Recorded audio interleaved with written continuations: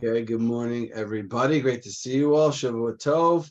We're going to continue our learning of the Path of the Just, the Mesilat Yesharim from Rabbi Moshe Chaim Luzzatto, a very, very famous and classic work in the study of Musar. Musar is the self-development and character development through Torah wisdom. I'm just going to mute everybody, but if you want to jump into the conversation, please feel free to unmute yourself. Okay, we're talking about, to get everybody back into where we were, we're talking about specifically right now about the quality, the attribute of zrizus, which means alacrity or passionate excitement in your service of Hashem, grabbing onto mitzvahs, opportunities for mitzvahs as they come, acting with sort of energy and excitement and passion in your attempt to grow closer to Hashem and to do mitzvahs, not to be lazy, not to let mitzvah opportunities pass us up, not to sort of be lukewarm in our service of Hashem. And we're in the section of this particular attribute where the Ramchal is telling us what are the factors, what are the issues that can get in the way of one acquiring this noteworthy quality. And what he said, we talked about this last week, the biggest thing is fear. Fear, maybe we could call it unjustified fear. And the example that we used, the metaphor that we used last week was, how can I get up and go X, fill in the blank, go to Shabbat services, go give tzedakah, go volunteer at the Ark, go, to sit in a sukkah, go, fill in the blank, whatever the mitzvah is, go to Israel, whatever the mitzvah is. How can I do that? Something bad can happen. I could get hurt. I could get injured. Maybe there's a lion in the road. Remember the metaphor from last week? A lion in the road.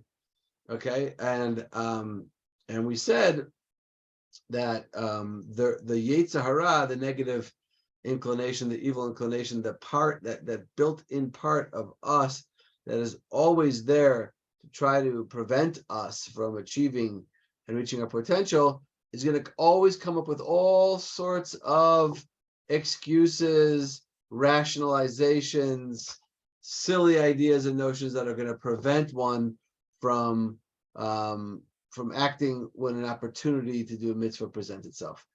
And one of the things that the Yetzer Hara will do is that the Yetzer Hara will make up all of these silly, ridiculous fears to the point where I'll be so overcome by fear and anxiety and worry about what's going to happen that I will just pass on the opportunity to fulfill the mitzvah, and I'll just let the opportunity go and pass me up.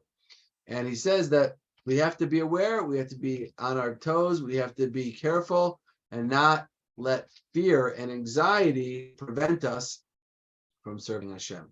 But then he said there is such a thing as legitimate fear. Right? On one hand, we're told we're not supposed to put ourselves in danger, risk ourselves in any way to risk our lives or risk harm or injury to perform a mitzvah.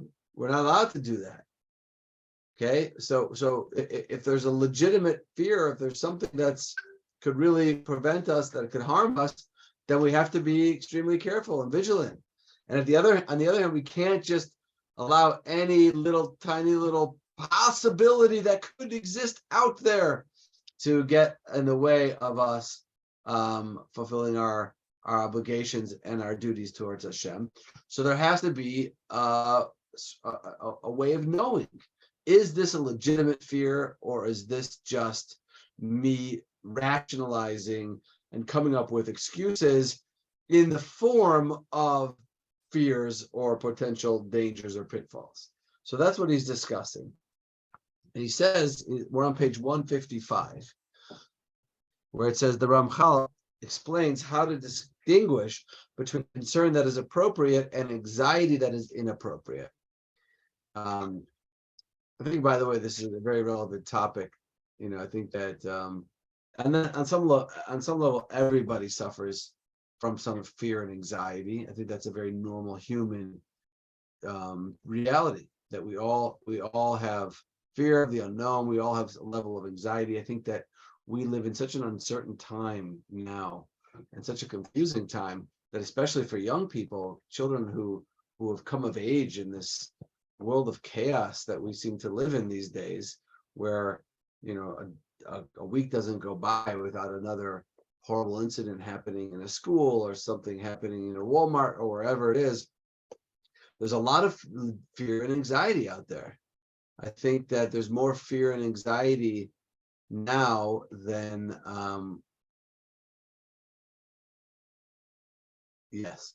more fear and anxiety now than ever before. Jeff just asked me to. I'm gonna. If you're looking here, here's the book. 1 second.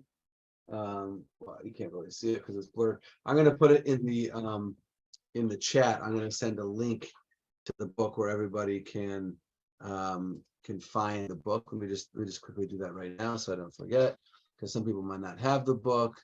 1 second.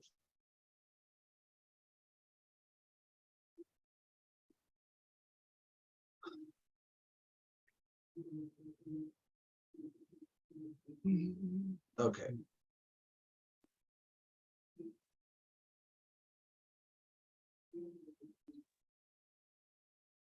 Okay, just put it in the chat, in the group chat, the link to the book. So if you don't have a copy of the book and you want to get a copy of the book, it's there.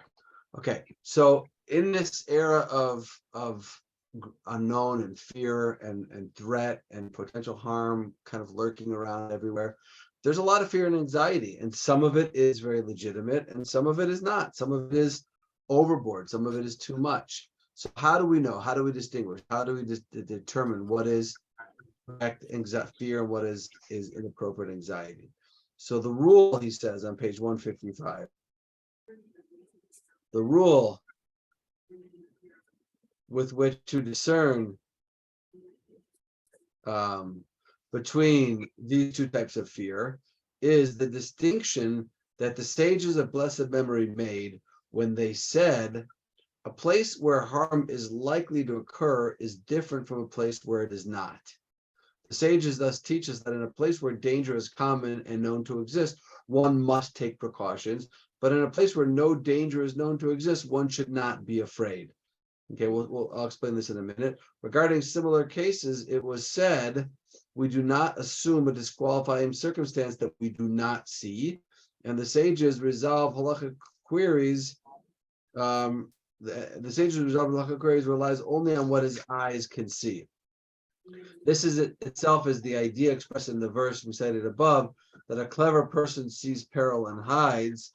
Okay, note that the verse speaks only about hiding from a peril that one actually sees, not about hiding from something that might merely might have a possibility of coming into being. That kind of ill-advised hiding from perils that do not that need not be expected is exactly the idea in the verse that we mentioned above.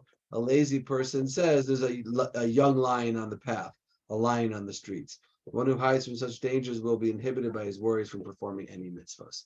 Let me explain. Okay, that's pretty much what we've been saying. There are actual, true, legitimate fears, things that one should be afraid of, things that one should be careful of, things that one should be on the lookout for. Okay, going into dangerous situations, going into dangerous neighborhoods, putting yourself in harm's way. Those are all clear and present danger. Okay, where there's clear and present danger, then the Torah basically says, stay away. Back off. Don't go into that situation. Don't get involved in a situation where you're going to possibly or likely get hurt in some way. Okay, so that's fine. But When there's no clear and present danger, you don't have to start making up all of the possible things that could potentially go wrong. That's the Yetzer Hara. That's the evil inclination. That's the part of you that wants to see you fail. That's going to come up with a million reasons and a million situations, things that could happen. If it's, I mean, you have to sort of judge for yourself, obviously, but to be, here's a fair question, like we were talking about this recently, should one be afraid to go into a Walmart? Should a kid be afraid to go to school? How often or how frequently do these terrible things have to happen before it becomes a legitimate fear? I don't know. There's no simple answer to that question. I think that when it came to COVID also, I think this was a big question. Where is the right sort of balance, right? On one hand, of course, you have to take care and you have to take precaution and you have to do things that that are important to do to avoid getting sick, to avoid getting the infection. On the other hand, you can go to such an extreme that you can, give up your entire life and everything that's meaningful and valuable and important to you because of extreme, over-the-top anxiety. And that's also problematic. And by the way, no two situations are the same. If a person has a compromised immune system or has some other,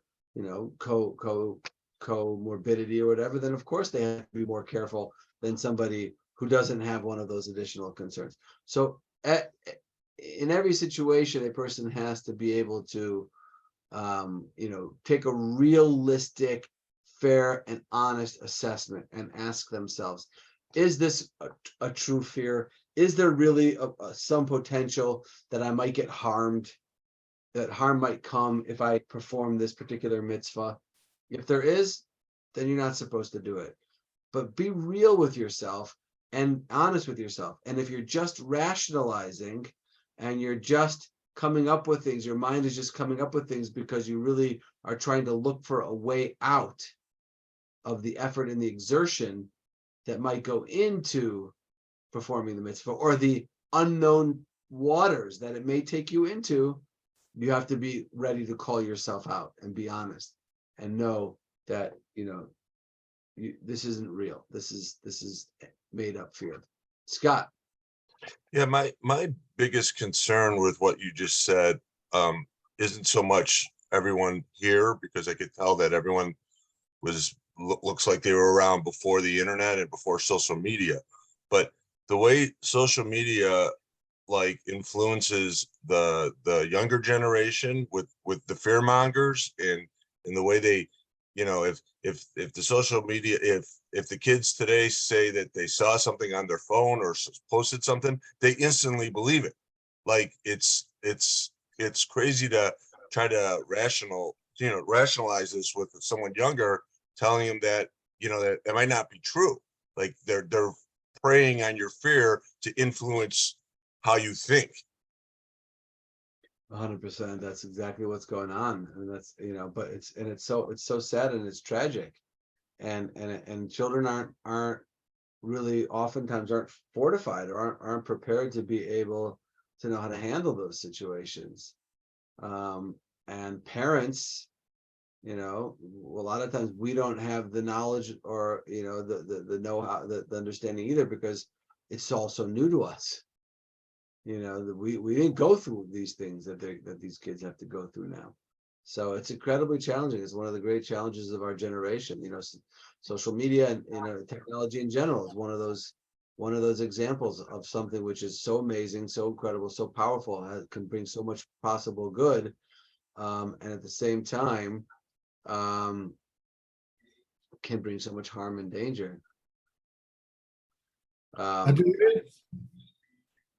Yeah. So I think you also have to titrate the mitzvah, because sometimes it gets gray areas. Like, I want to take my grandchildren to a high school basketball game at UIC. Now, everybody, a lot of people are just afraid to go downtown, and you say high school basketball, the big games equates to black crowd. Because, there's like, if there's 10 guys playing, 8 or 9 are gonna be black, and these schools that are highly competitive usually have a lot of black kids. So is this dangerous? A lot of people think it's inherently dangerous to go downtown at night in any area where it's predominantly black people. I'm not worried about it. And so I want to take my grandchildren. Well, my grandchildren's parents are a little leery. And I try to reassure them, but they're their kids. So I go down by myself. I can't tell you how many cops there were. I mean, all around the pavilion, it's called something else now. There are police and there is security all over the place. And it's perfect. It's like perfect. And there's magnetometers. No one gets in without getting checked. So, Right. I mean, it's as safe as any sporting event's going to be. Right. But, it's like, that's hard to argue because, it's always basketball. Right. So I wanted to take this. I hear what you're saying and I hear where you're coming from. And look, everyone has to do what they're comfortable with. But I want to bring this back into the context of mitzvah observance, because that's really where he's focusing. Not that it's not a mitzvah to go watch a basketball game once in a while, but I'm talking about with my grandchildren. I mean, I'm trying to exactly, right. exactly. And also teach them something about fear and other people in foreign environments. That's true. That's also for sure. That's good education.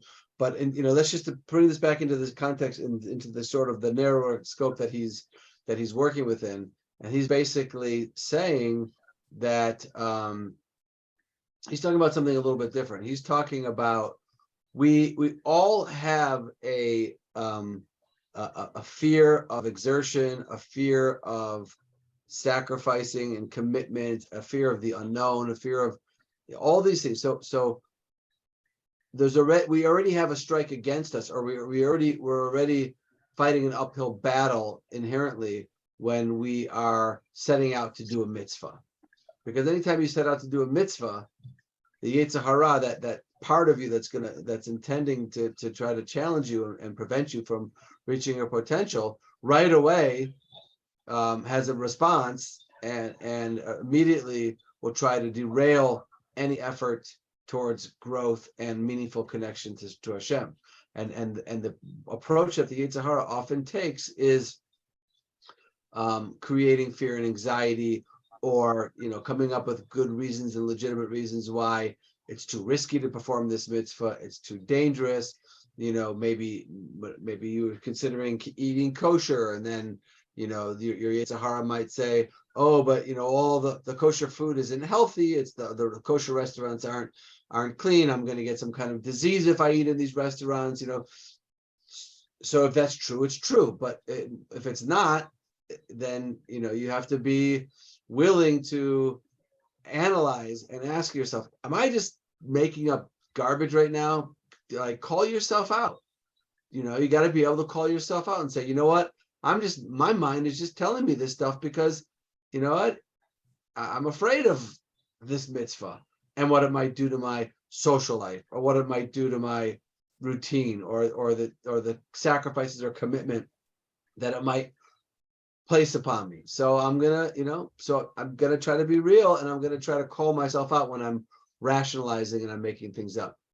Les, are you? I see you. Yeah, you're not frozen. I thought you were frozen. Go ahead.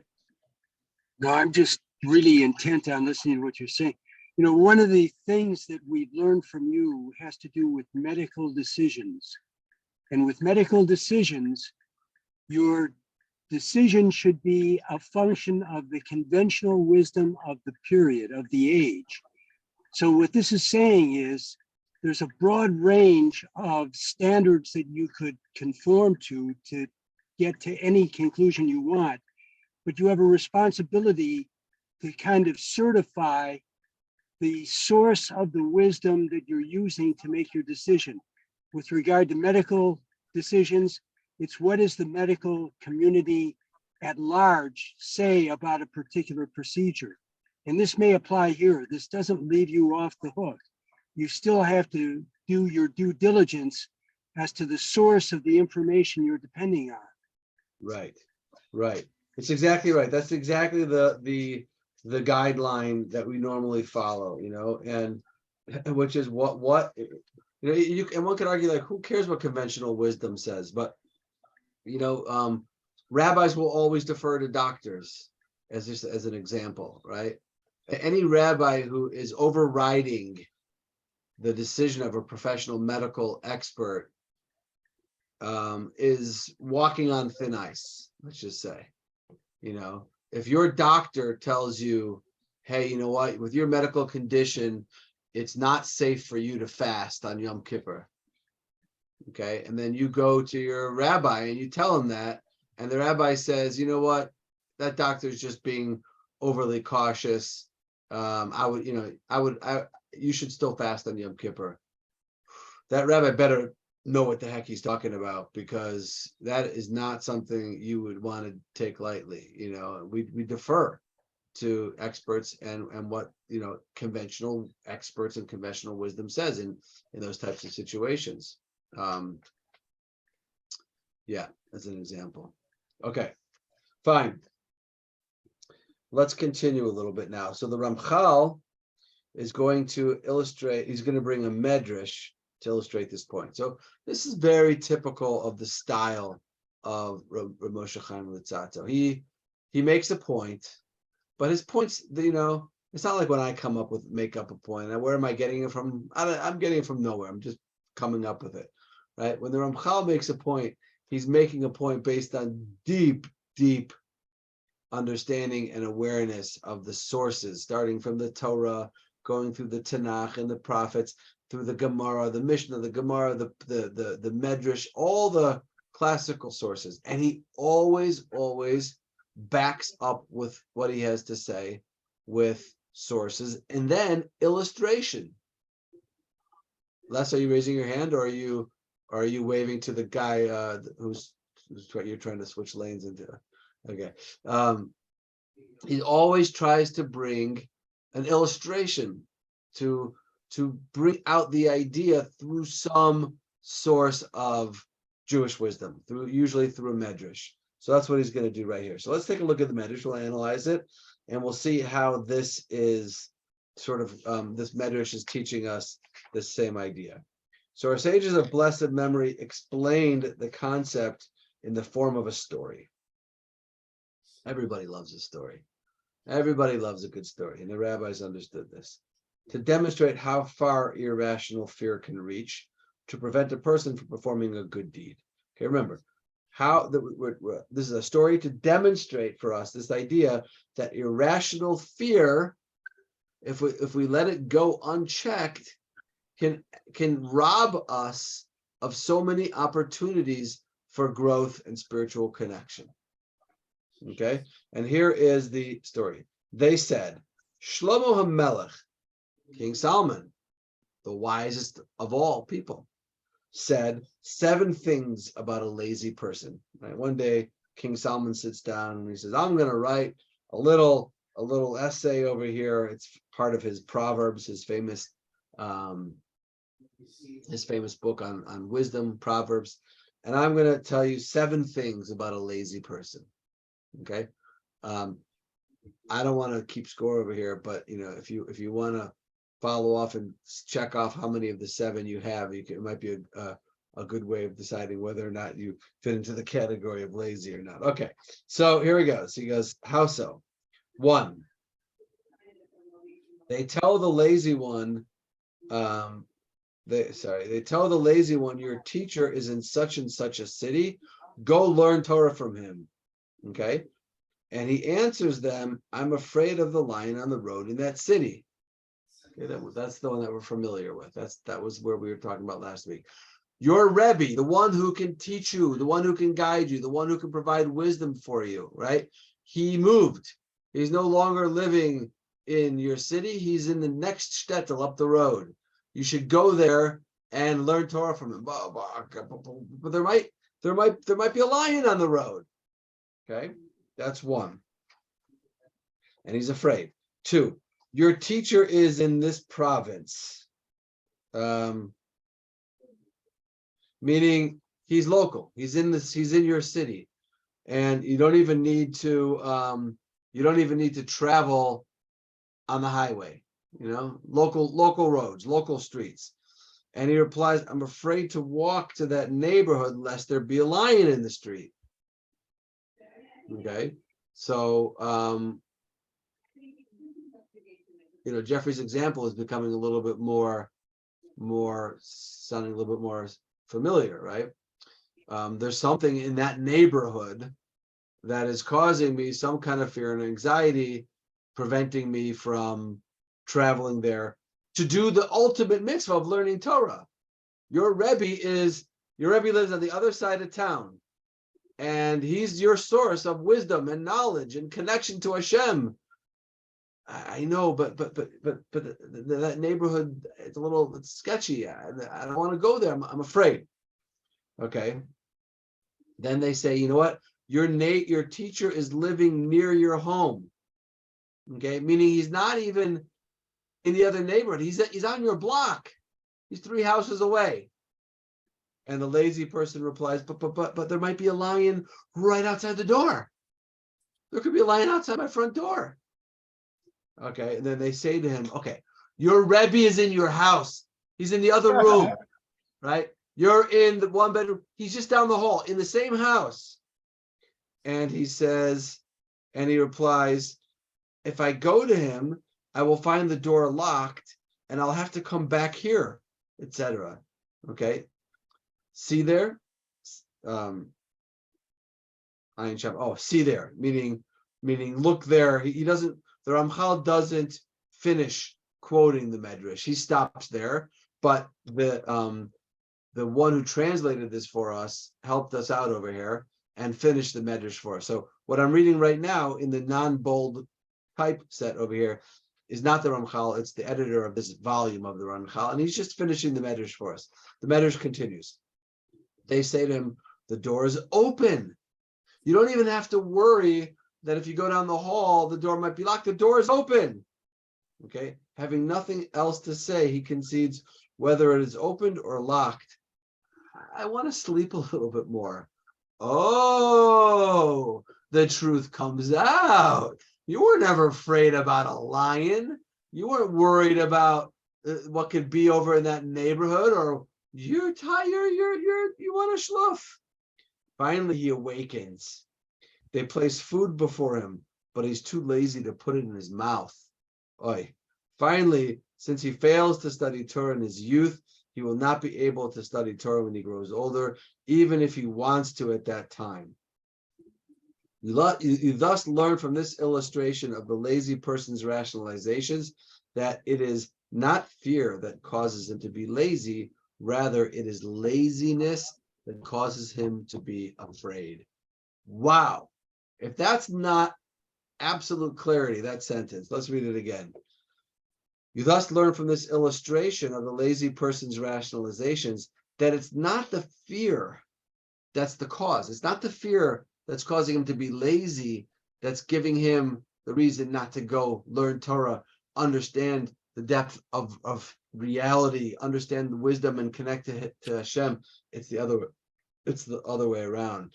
It's the laziness that is causing him to be afraid. Look at note number 27. The lazy person is not lying, right? He thinks he's telling the truth. He's actually concerned about a lion in the street, or that the door to his teacher's room will be locked.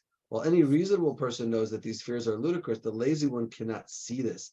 His indolent nature causes his subconscious to conjure up all sorts of imagined obstacles to the good deed, which loom large in his eyes. So he's not lying. He's not lying. He really does think there might be a lion in the road. But what he doesn't realize is that it's his subconscious laziness or his desire not to have to exert himself, not to have to step into that unknown reality, the world of the unknown, the world of commitment and hard work and sacrifice, that is playing all kinds of games in his mind and coming up with all sorts of ludicrous rationalizations that are not based in reality at all. Okay, so that's what that is the biggest, the number one hindrance, says the Ramchal, to the acquisition and the internalization and the development in the area of zrizus, in the area of passionate, motivated service of Hashem, is irrational fear that is in fact or originates from a sense of laziness and inertia. Okay. Are there any insights, comments, questions, reactions to that very powerful and clear insight into human nature that the Ramchal just shared with us? Hi, Marilyn. Yeah, you're on mute. You got to unmute yourself there.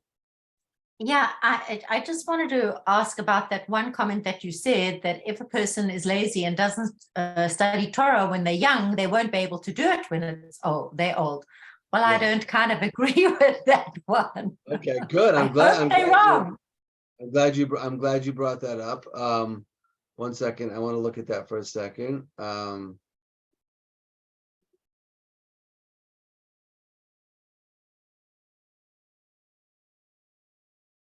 Yeah.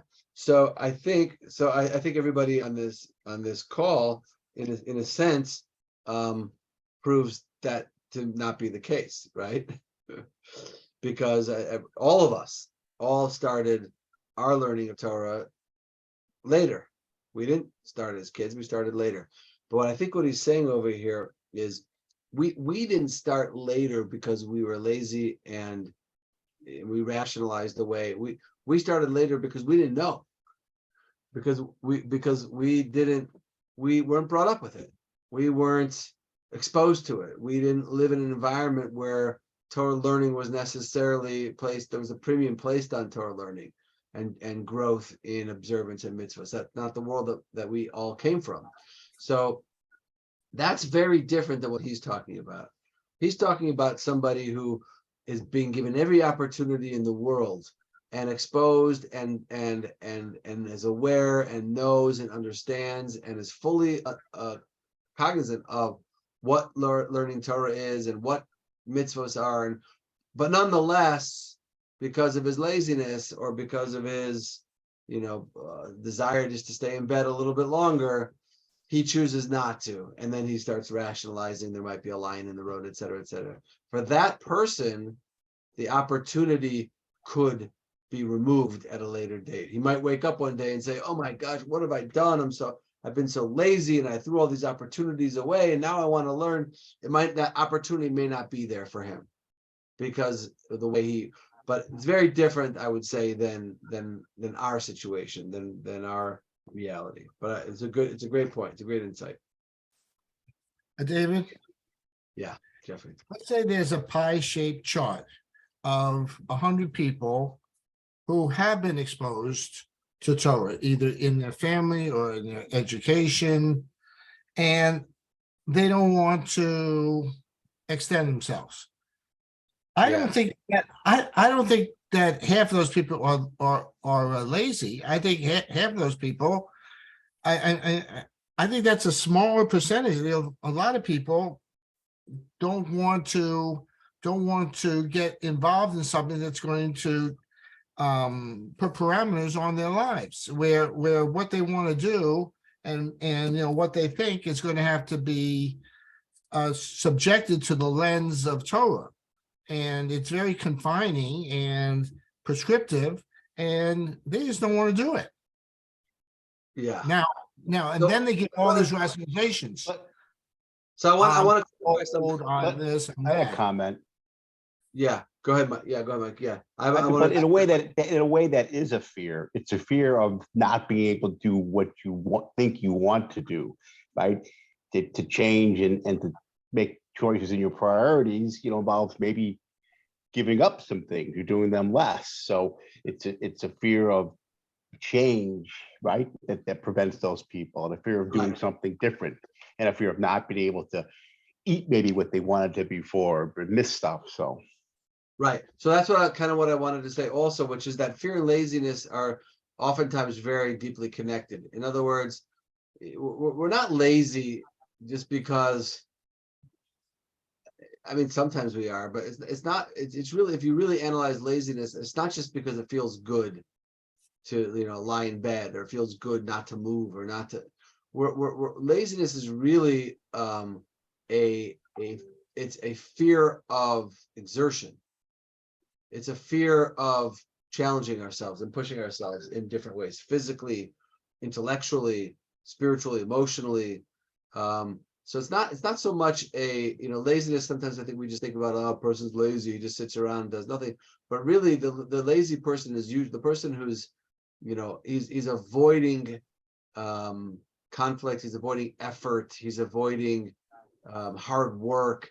It's not because it's not lazy is a word to describe it, but it's really deeper than that. It's a fear of, wow, if I make this commitment, if I go learn Torah with my teacher and he says something that in some way obligates me or whatever, that I may have to, if I'm going to be real with what we're learning, and I'm going to have to take it to heart, that I may have to change something. No one, we're allergic to change. We're allergic to having to give up things that we're used to, and that's, I think, the type of laziness that he's really referring to over here.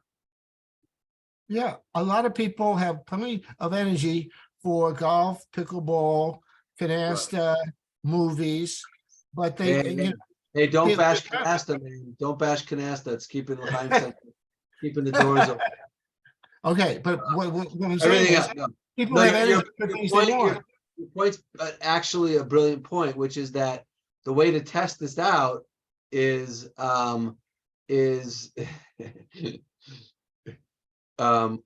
wow, beautiful, Steve. Wow.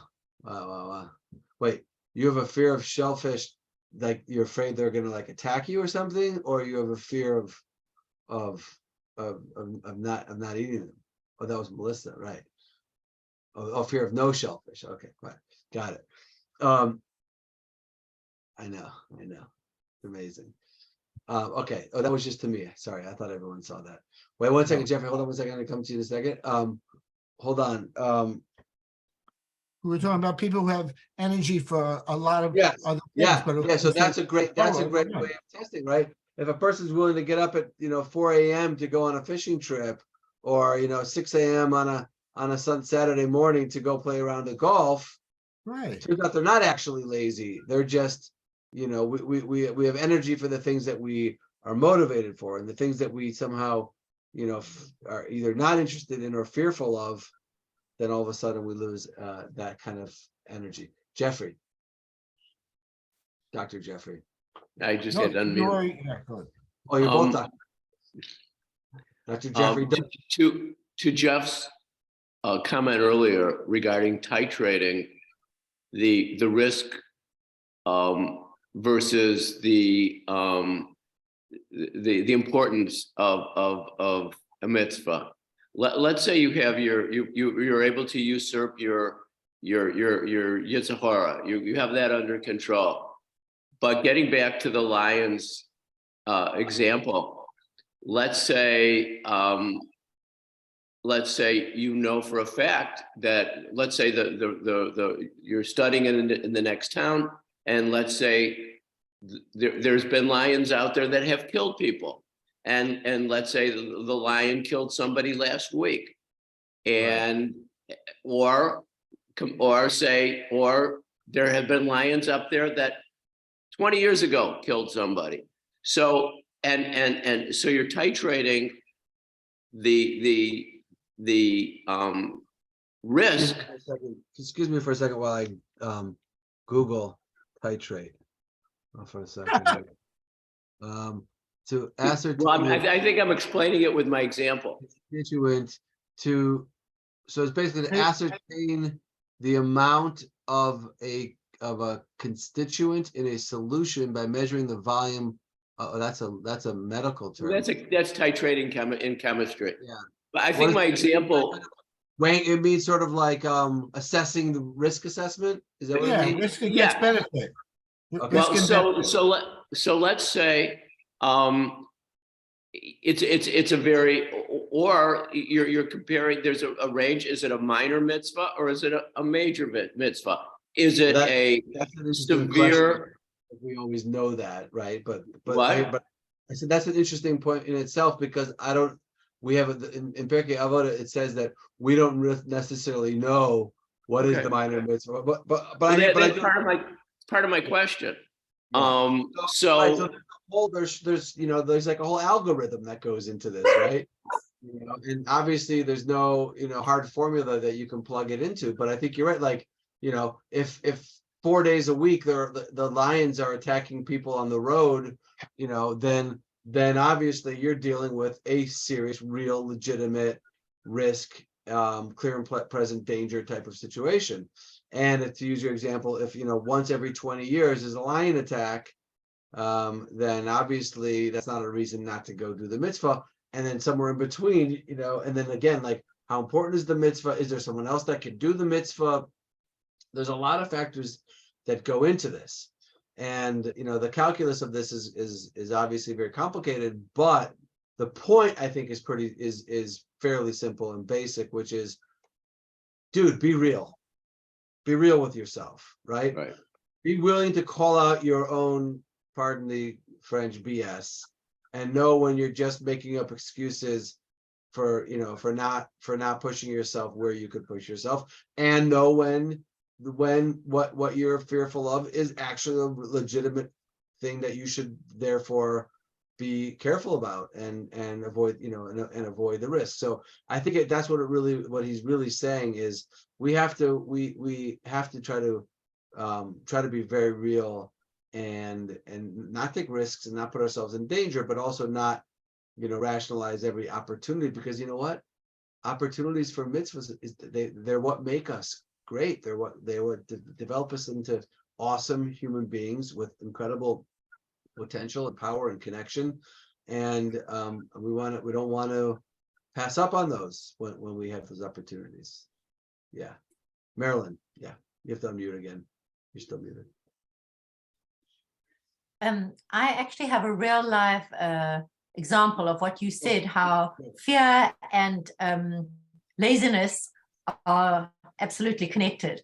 I love those classes that Aish gives on the Torah codes, and I must have listened to it 7 times and been there on the one for 3 days and 1 day and for 7 days. The problem was that I said to myself, well, if I believe about the Torah and I believe that what they're saying, and yet I refuse to, for example, do the kashrut thing, whatever it is, well then I can't go to those lessons anymore because I refuse to do what's the next step. And it stops me in my way because I don't want to do the stuff that they're saying, and therefore the baby's thrown out with the bathwater, and it really does happen, until you come this way and that way and whatever.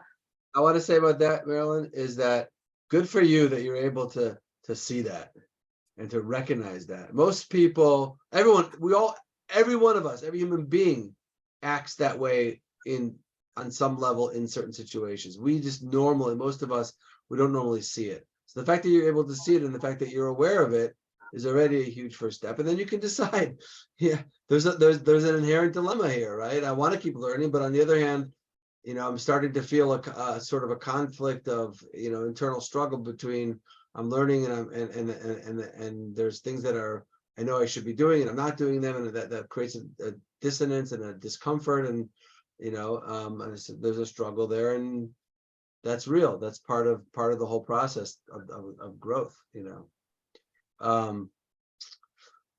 think I'm going to actually stop here because I need to run.